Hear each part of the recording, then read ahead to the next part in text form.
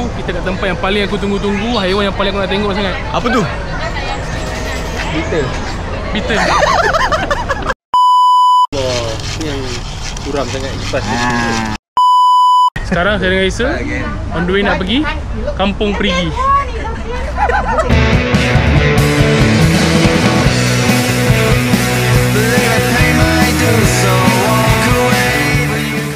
Hari ni aku dekat Farm in the City. Kita makan.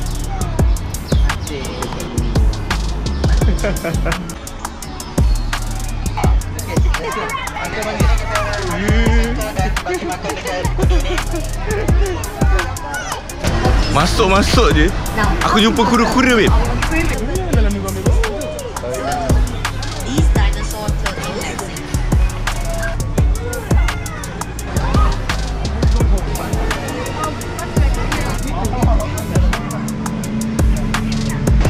Aku dah kat sini setengah jam. Setengah jam tu aku tengok kura-kura je. Punyalah banyak kura-kura kat sini. Betul tak tu? Tu tengah ditahan roblok agaknya. Tadi aku tengok kat sana kura-kura biasa, tapi dia besar. Yang ni kura-kura bintang dia lain. Banyak kau. Yang ni kura-kura apa, Mai? Mana? Yang ni kura-kura apa ni? Yang aku tengah pegang ni. Ah, yang kau tengah pegang ni. Ni bahaya sikit lah.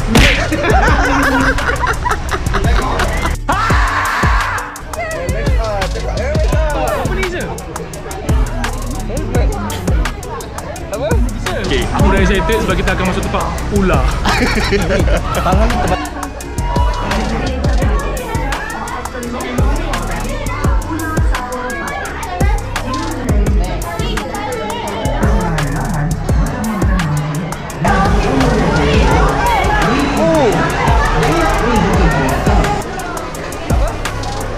Sekarang kita ada dekat reptile campur dengan monyet.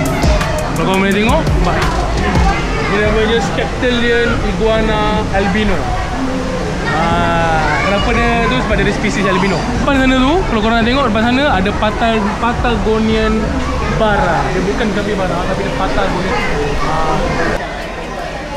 Itu apa yang kelakar kat dalam ni?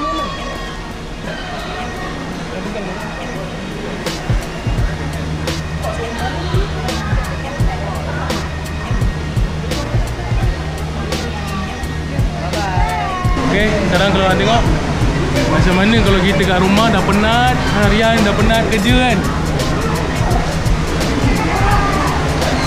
Kita di sini dah penat je kerja seharian lah. Ni lah kita kat rumah.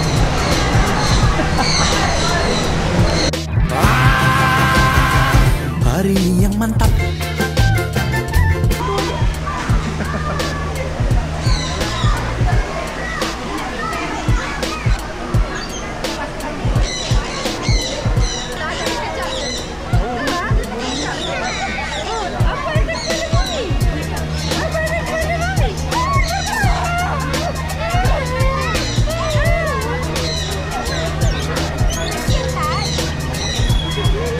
Patuk, bolong lah patuk kepala dia.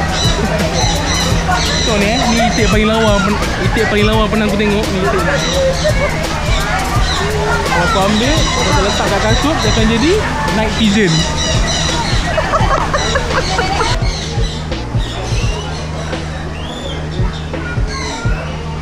Habis lagi setengah jam tengok burung tadi. Banyak gila, baik, burung. Tapi Amin tak habis-habis dengan dia punya kasawari. So tak ada pun burung kasawari kat dalam tu.